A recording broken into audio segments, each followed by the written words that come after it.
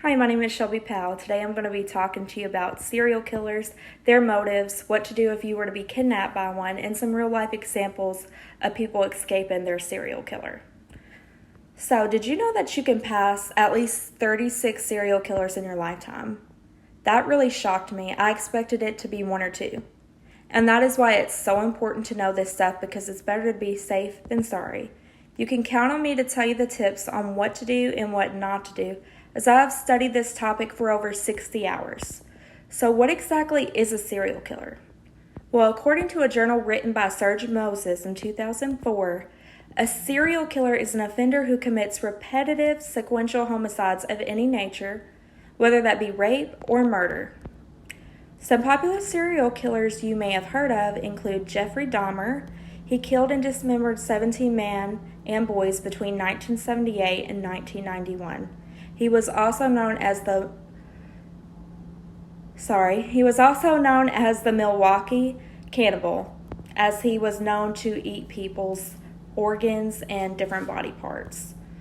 A lot of you may also know Ted Bundy. He confessed to kidnapping, raping, and murdering 30-plus women and children in 7 different states between 1974 and 1978. Last but not least, we have John Wayne Gacy, also known as the Killer Clown, since he was a part-time clown for hire. He raped and tortured at least 33 young men and boys in Illinois between the span of 1967 and 1978. So you may wonder, why exactly do these people kill? Well, in a journal written by Cassandra Simons in 2001, there are 5 main motives of serial killers. One is visionary, which means they believe God or the devil is telling them to kill. These type of killers are usually psychotic or insane and hallucinate. Mission-oriented is when they want to get rid of or eliminate a group of people they find undesirable. For example, they want to kill everyone that looks like their mom because their mom made them have a terrible childhood. Hedonistic kills for sexual pleasure and the thrill. It makes them feel a high that drugs cannot give them. Control-oriented killers get a thrill out of deciding whether a person will live or die, the time, and exactly how, and it makes them feel powerful.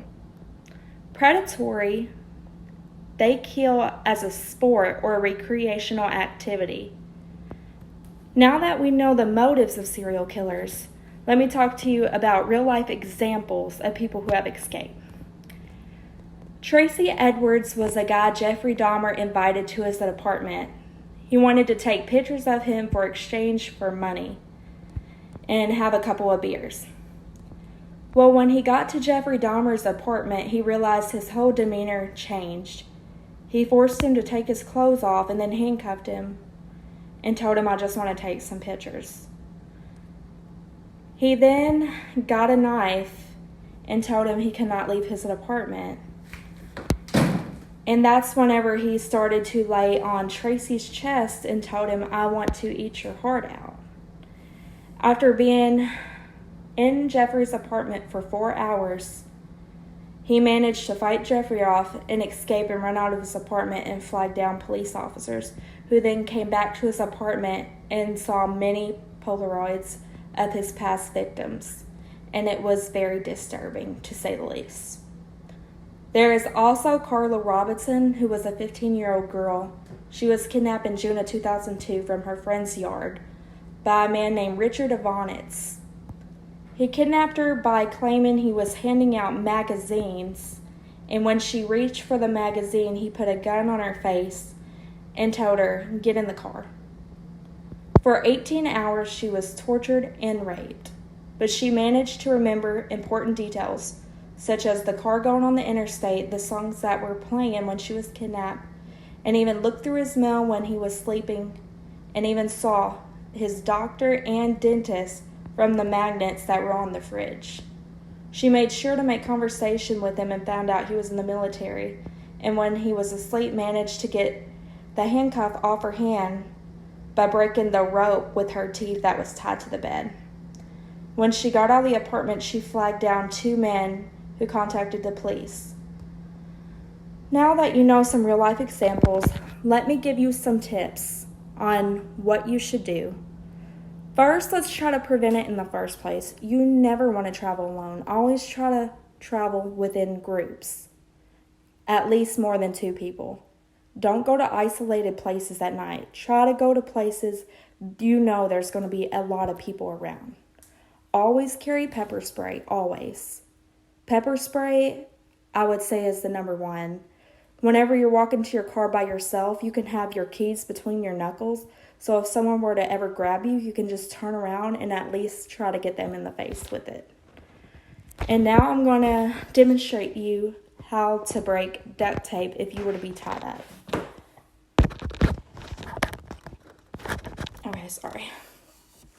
So what you're going to want to do is you're going to want to put your hands above your head, like I'm pretending my hands are duct tape. In a fast and swift motion, you're going to want to pull your elbows into your ribs as fast and hard as you can, like this, which will eventually break the duct tape. And also, you want to make conversation with your serial killer and try to relate to them as much as possible. Maybe you can say stuff like, "Oh, you're in the military? My dad served in the military." Or, "You have 2 sisters, I have 2 sisters too. We both like to draw, we both like to write." The more you have conversation and relate to them, the more they can trust you. And the more that they trust you, the more that they're going to let you do stuff independently, such as maybe they'll let you go get the mail, or maybe they'll let you go out in public to eat with them, and then you could give people clues that can help them contact the police. What you're not going to do is you're not going to want to make the killer mad. Don't tell them, "Just let me go," or "I promise I won't tell anyone." Don't argue with them. Don't curse them. Don't say, "I'm going to make you go to jail for the rest of your life." That is just giving them want to kill you more. That actually drives them to kill you. You want to be as relatable and calm as you can. Don't ever let them know your next move. Don't get caught trying to escape. Don't ever let them see you like trying to untie yourself, anything, because you will get killed if you do that. So now that you know tips on how to survive a serial killer, and you know the motives and what a serial killer is, I am confident that you'll know exactly what to do if this were to ever happen to you. But hopefully that will never, ever happen.